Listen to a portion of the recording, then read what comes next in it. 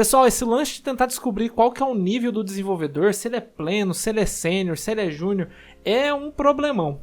E realmente não existe uma resposta certa para a gente dar de forma definitiva, apenas olhando algumas características do perfil de um determinado candidato. Existem várias características e intensidade dessas características que deve ser levada em consideração. Então, de fato, não é uma coisa fácil de se fazer. E saber analisar essas características de uma forma mais precisa possível te dá uma vantagem grande no momento de fazer a triagem. Então pega um chazinho ou pega um café e alguma coisa leve para comer e vem comigo que hoje a gente vai aprender como identificar o nível do desenvolvedor, se ele encaixa como pleno, como júnior, como sênior, ou pelo menos a gente ter uma ideia de como fazer isso.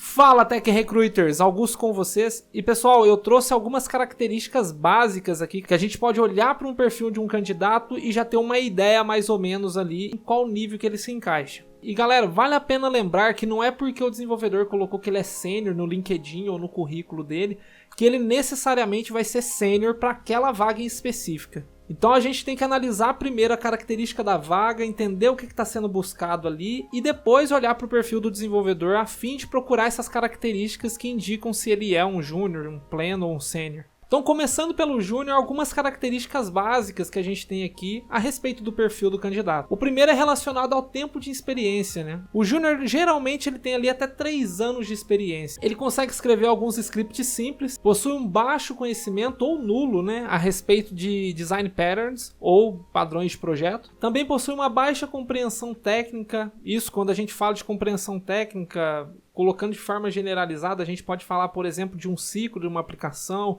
ou do banco de dados. Ele também possui um conhecimento baixo ou nulo sobre as regras de negócio ou sobre o negócio em si. Precisa de uma mentoria ali mais próxima também para guiar os primeiros passos dele ou então guiar ele durante a execução das tarefas. E ele também é um tipo de desenvolvedor, por ser iniciante, que vai se sentir um pouco desconfortável em mexer com partes mais complexas da aplicação. E batendo novamente naquela tecla que eu já tinha falado anteriormente, não existe uma regra de ouro que a gente consiga seguir e saber de fato qual que é o nível daquele desenvolvedor para aquela vaga específica.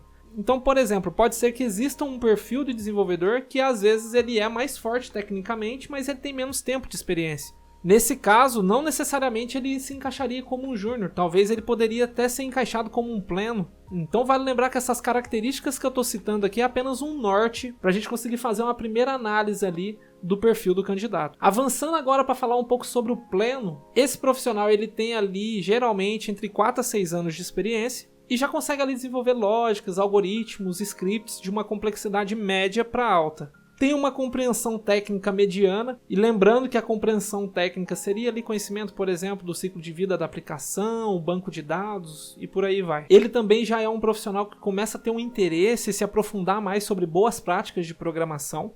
Ainda requer uma mentoria, mas não é uma mentoria tão próxima quanto a do júnior, já pode ser uma mentoria um pouco mais solta, um pouco mais distante. Ele já consegue trabalhar em partes mais complexas da aplicação sem se sentir tão desconfortável.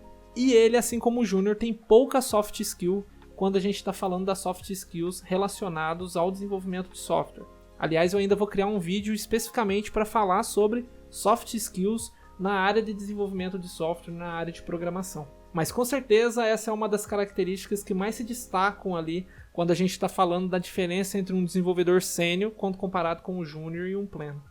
Agora falando um pouquinho de sênior, ele já é um profissional que tem ali de 7 a 10 anos de experiência, pode escrever algoritmos, scripts, lógicas de programação já num nível de complexidade mais alto, e justamente por ele possuir essa habilidade de conseguir construir scripts mais complexos, lógicas e algoritmos mais complexos, ele possui um conhecimento bem mais avançado quando a gente está falando sobre design patterns, ou no caso, padrões de projeto. Também possui uma compreensão técnica avançada, então questões sobre ciclo de aplicação e banco de dados é algo que ele já domina bastante. Já tem um conhecimento ali mediano para avançado das regras de negócio ou do negócio em si. E ele também ali não precisa de uma mentoria. Embora, mais uma vez lembrando, nada disso aqui é uma regra de ouro, uma coisa que a gente consiga seguir de olhos fechados. Existem empresas, por exemplo, que têm programas de mentoria para todos os níveis. Então você vai ter júnior com mentoria, pleno com mentoria e sênior também com mentoria. Já que a gente tem outros níveis ali também acima do sênior, como por exemplo os especialistas.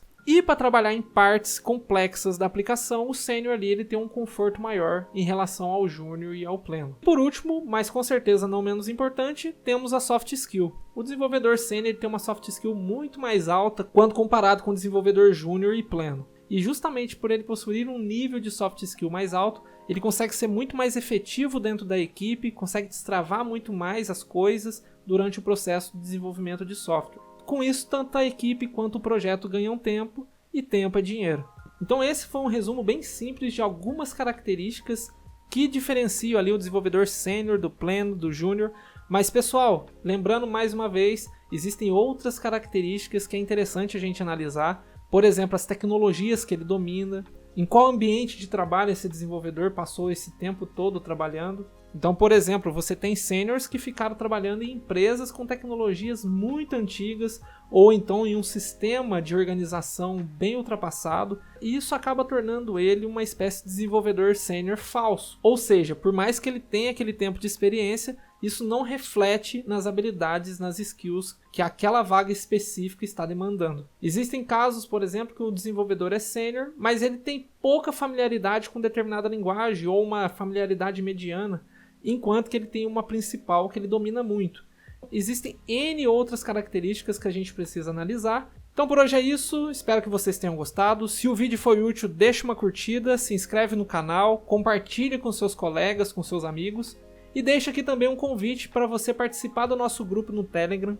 E eu criei ele com o intuito de realmente a gente conseguir construir uma comunidade em cima dele, onde tech recruiters se ajudam, respondendo dúvidas sobre alguma tecnologia, compartilhando algum link, compartilhando algum conhecimento. E também, sempre que possível, eu estou nesse grupo respondendo algumas perguntas. Se você tiver alguma dúvida sobre alguma tecnologia específica, joga lá, porque eventualmente eu vou ver as mensagens e vou acabar respondendo. Então por hoje é isso, espero que vocês tenham gostado e lembrando que eu não vou parar até você alcançar o próximo nível. Até mais!